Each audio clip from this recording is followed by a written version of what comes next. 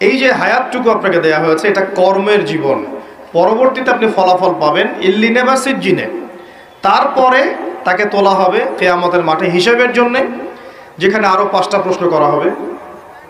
কবরে 3টা, কিয়ামতের মাঠে 5টা। কবরে কয়টা? 3টা। কিয়ামতের মাঠে আরও 5টা। কবরে 3টা তো জানেন, মান রব্বুক, তোমার রব কে। দুনিয়াতে কেউ যদি আল্লাহর সাথে শিরিক করে থাকে, বিনা তওবায় মারা যায়, সে ব্যক্তি মান রব্বুক প্রশ্নের উত্তর দিতে পারবে না, ফুল স্টপ। মা দীনুক, তোমার দিন কি। পৃথিবীতে কেউ যদি দিন ইসলামকে পরিপূর্ণরূপে গ্রহণ না করে, হাসি ঠাট্টার ছলে গ্রহণ করে থাকে, সে কোশ্চেন কালেও এই প্রশ্নের উত্তর দিতে পারবে না, তোমার দিন কি, ফুল স্টপ। মান নবিয়ুক বা মান হাদা রাজুলু বুইসা ফিকুম, পৃথিবীতে কেউ যদি নবী সাল্লাল্লাহু আলাইহি ওয়াসাল্লামের সুন্নতের উপর না থাকে, অন্যের আদর্শ গ্রহণ করে তাকে বাদ দিয়ে, সে কোশ্চেন কালেও এই প্রশ্নের উত্তর দিতে পারবে না, ফুল স্টপ। যারা তাওহীদের উপর থাকবে তারা মান রব্বুক উত্তর দিতে পারবে। যারা দ্বীন ইসলামকে পরিপূর্ণরূপে গ্রহণ করবে তারা মা দীনুক উত্তর দিতে পারবে। যারা পৃথিবীতে শুধু নবী সাল্লাল্লাহু আলাইহি ওয়াসাল্লামের সুন্নাহর উপর চলবে, অন্য কাউকে আদর্শরূপে গ্রহণ করবে না, তারা মান নবিয়ুক উত্তর দিতে পারবে ইনশাআল্লাহ। এরপরে আরো একটা প্রশ্ন করা হবে, যদি 3টা পারা যায়। তুমি কিভাবে এগুলো জানলে? এগুলো তো সবাই জানে না। হয়তো 999 জন মানুষই বলতে পারবে না এই 3টা প্রশ্নের উত্তর কি কি। এই ইকুয়েশনটা কোথায় পেলাম? এটা পেলাম ওই হাদিস থেকে যে কিয়ামতের মাঠে আদম আলাইহিস সালামকে ডাকা হবে, ডেকে বলা হবে তোমার সন্তানদের মধ্য থেকে জাহান্নামীদেরকে আলাদা করে দাও। আদম আলাইহিস সালাম বলবেন কতজনকে হে আল্লাহ? আল্লাহ বলবেন 1999 জনকে জাহান্নামের জন্য আলাদা করে দাও। নাউযুবিল্লাহ ওয়া ইন্না লিল্লাহি ওয়া ইন্না ইলাইহি রাজিউন। সহিহ বুখারীর হাদিস, 4 বার এসেছে হাদিসটা। তো পার্সেন্টেজটা আপনি বোঝেন, বেশিরভাগ মানুষই কবরের প্রশ্নের উত্তর দিতে পারবে না। তার মানে বেশিরভাগ মানুষ এই দুনিয়ার জীবনে, উম্মতে মুহাম্মাদের এই দুনিয়ার জীবনে শিরিক করবে, দ্বীন ইসলামকে পরিপূর্ণরূপে গ্রহণ করবে না এবং নবীর আদর্শ ছেড়ে অন্য আদর্শ গ্রহণ করবে। এটা হবে এই উম্মতের ক্ষেত্রে, এটা হবে। এই 3টা হচ্ছে আপনার কবরের প্রশ্ন। প্রশ্ন ফাঁস করা আছে, উত্তর সবাই দিতে পারবে না। আর আমর ইবনে আস রাদিয়াল্লাহু আনহু, বিখ্যাত সাহাবী, যিনি একসময় কাফের ছিলেন, পরে মুসলিম হয়েছেন। খালিদ বিন ওয়ালিদ রাদিয়াল্লাহু আনহুর সাথে খুব ভালো সম্পর্ক ছিল তার। পরবর্তীতে ওমর রাদিয়াল্লাহু আনহুর যুগে তিনি মিশরের গভর্নর হয়েছিলেন। মৃত্যুর সময় তিনি বলছেন যে একটা সময় ছিল যখন আমরা জাহেলিয়াতের মধ্যে ছিলাম, আল্লাহ যদি তখন আমার মৌত দিতেন তাহলে জাহান্নাম ছাড়া কোনো গতি ছিল না। এরপর আমি ইসলামের মধ্যে আসলাম এবং ভালো আমল করতে থাকলাম। এমন আমল করছিলাম যে ওই সময় যদি আল্লাহ আমার মৌত দিতেন তাহলে আমি হয়তো জান্নাতের ব্যাপারে নিশ্চিত থাকতে পারতাম। এরপরে আসলো কিছু কিছু ফিতনা, এখন আমি সেই ফিতনার যুগে মারা যাচ্ছি, আমি জানি না আমার সাথে কি হবে। বিখ্যাত সাহাবী আমর ইবনে আস রাদিয়াল্লাহু আনহুর কথা এটা। তিনি তখন বললেন, আমার মৃত্যুর পরে তোমরা আমার কবরের পাশে বসে থেকো, তাড়াতাড়ি চলে যেও না। আমার কবরের পাশে বসে থেকো, তাড়াতাড়ি চলে যেও না। একটা উট জবাই করে গোশতগুলো বন্টন করতে যত সময় লাগে, এতটুকু সময় তোমরা বসে থেকো, যাতে আমি প্রশ্ন উত্তরের প্রিপারেশন নিতে পারি। বিখ্যাত সাহাবীর উক্তি। ওসমান রাদিয়াল্লাহু তাআলা আনহু জান্নাত জাহান্নামের বর্ণনা শুনে কাঁদতেন না। যখন কবরের কথা আলোচনা হতো, কবরস্থানে যেতেন, দরদর করে কাঁদতে থাকতেন। এরপর একটা সভ্যতা আসলো, আধুনিক সভ্যতা, যে সভ্যতা কবরস্থানকে লোকালিটি থেকে অনেক দূরে সরিয়ে দিল। সমাজ একটা, গ্রাম একটা, কবরস্থান অনেক দূরে। মানুষ মারা গেলে তাকে দূরে কবর দিতে যেতে হয়, তাই না? আর ওই যুগে এমন ছিল কবরস্থান ছিল মসজিদের পাশে। এখনো দেখবেন নববী, মসজিদ নববীর পিছনে আছে না বাকিউল গারকাত, সাহাবীদের কবর।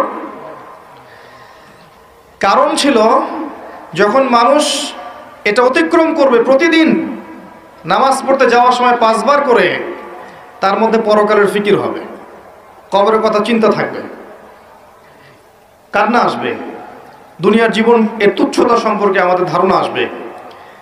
একটা দাজ্জালীয় সভ্যতা যখন আসলো, এই সভ্যতা কবরস্থানকে আস্তে আস্তে দূরে সরিয়ে দিল। এখন বছরে একটা দিনও আপনারা কবরস্থানে যান কিনা সন্দেহ আছে। তাই মৌতের কথা মানুষের স্মরণ হয় না। আর তারা চায় যে আমরা মৃত্যুকে ভুলে যাই, তারা চায় যে আমরা মৌতকে ভুলে যাই, দুনিয়ার ভোগ বিলাস নিয়ে ব্যস্ত থাকি। এতে করে ওদের উদ্দেশ্য সফল হবে এবং আমাদেরকে ডমিনেট করা ওদের জন্য সহজ হবে। এই যুগে যা যা হচ্ছে এগুলো কোনোটাই এমনি এমনি হয়নি। প্রত্যেকটা ঘটনার পিছনে কোনো না কোনো বিষয় আছে। এটা বুঝতে হলে আপনার নূর লাগবে। আমি বারবার একটা কথা বলেছিলাম, নূর লাগবে। নবীজি বলেছেন সাল্লাল্লাহু আলাইহি ওয়াসাল্লাম, ফিতনাটা এত ভয়াবহ হবে, অন্ধকার রাতে কালো পাথরের উপর কালো পিঁপড়া নীরবে হেঁটে গেলে যেমন হয়, ফিতনার ব্যাপারটা তেমন হবে। এত ডিফিকাল্ট। এখন আপনার পিএইচডি করার প্রয়োজন নাই যে এই ফিতনা চিনতে হলে আপনার কি লাগবে, কি লাগবে বলেন? আলো, নূর। আলো থাকলে আপনি দেখতে পাচ্ছেন, এই তো এই নূর ওই কলুষিত আত্মা অর্জন করতে পারবে না। দুনিয়া পূজারী আত্মা দুনিয়াতে এসে দুনিয়া নিয়ে ব্যস্ত হয়ে আছে, দুনিয়া পূজারী, দুনিয়ার টাকা পয়সা, ব্যাংক ব্যালেন্স, বাড়ি গাড়ি, ভোগবিলাস, জেনা, মদ, পর্নোগ্রাফি, সুদখোর, ঘুষখোর, দুর্নীতিবাজ, জুলুমবাজ, এদের হৃদয়ের মধ্যে ওই নূর কখনো আসবে না। হৃদয়ে যদি এগুলো থেকে পবিত্র হতে পারে তবে নিয়ে এর মধ্যে নূর আসতে পারে।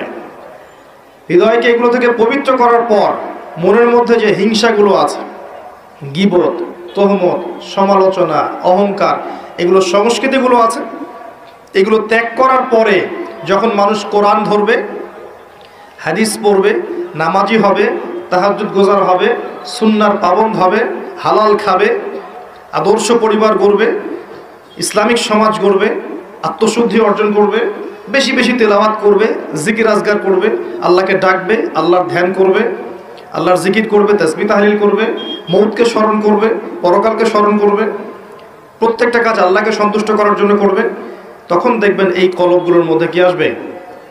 আল্লাহর নূর আসবে ইনশাআল্লাহ। তখন সে ফিতনা রিকগনাইজ করতে পারবে, চিনতে পারবে ইনশাআল্লাহ। তো এই রূহটা যদি নূর দিয়ে আলোকিত করতে না পারি, পরকালে কবরেও নূর পাবো না, হাসরের মাঠেও কখনো নূর আসবে না। একটা আয়াত বলছি, সূরা হাদীদে আল্লাহ পাক বলেছেন, ইয়াউমা তারাল মুমিনিনা ওয়াল মুমিনাত ইয়াসআ নূরুহুম বাইনা আইদিহিম ওয়া বিআইমানিহিম। হে নবী, কিয়ামতের মাঠে আপনি দেখবেন মুমিন পুরুষ, মুমিন নারীদের জন্য তাদের সামনে এবং ডান দিকে আল্লাহর পক্ষ থেকে আলো এবং নূর থাকবে। মুনাফিকরা বলবে যে আমাদেরকে নাকতাবিস মিন নূরিকুম, তোমাদের নূর থেকে কিছু আমাদেরকে দাও, আমরা তো পার হতে পারছি না পুলসিরাত। ওদেরকে বলা হবে কিলা রজিউ ওয়ারাকুম ফালতামিসু নূরা, ফিরে যাও পিছনে, পিছনে ফিরে যেয়ে নূর তালাশ করে আসো। দুনিয়ার জীবন তোমাদেরকে প্রতারিত করেছিল, আজকে তোমাদের জন্য কোনো নূর নাই। আল্লাহ যাকে নূর দিবে না, ফামা লাহু মিন নূর, তার কোনো নূর থাকবে না। নূর নিয়ে এতগুলো কথা এই জন্য বলছি, আমি পরে আসছি। এই যুগে যদি আপনি চলতে চান, ফিতনাগুলো চিনে আল্লাহর পথে চলতে চান, এগুলো থেকে দূরে থাকতে চান, আল্লাহর আনুগত্য করতে চান, রাসূলের আনুগত্য করতে চান, পরিস্থিতি বুঝে এগোতে চান, আপনার বাহ্যিক চোখ যথেষ্ট না, আপনার নূর দরকার কলবের মধ্যে।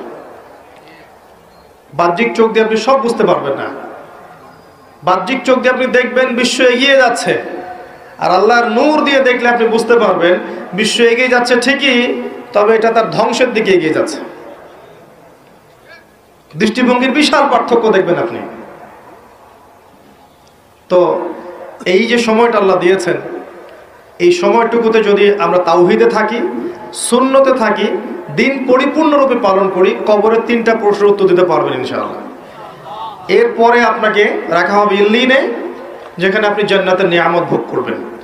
আল্লাহর পরে যারা শহীদ, তাদের ব্যাপারে এসেছে যে তোমরা আল্লাহর পথে শহীদদেরকে নিহত বলো না, মৃত বলো না। তাদেরকে আল্লাহর পক্ষ থেকে রিজিক প্রদান করা হয়। জাফর ইবনে আবি তালিব রাদিয়াল্লাহু আনহু, যিনি মুতার যুদ্ধে শহীদ হয়েছিলেন, তার 2টা হাত কেটে গিয়েছিল।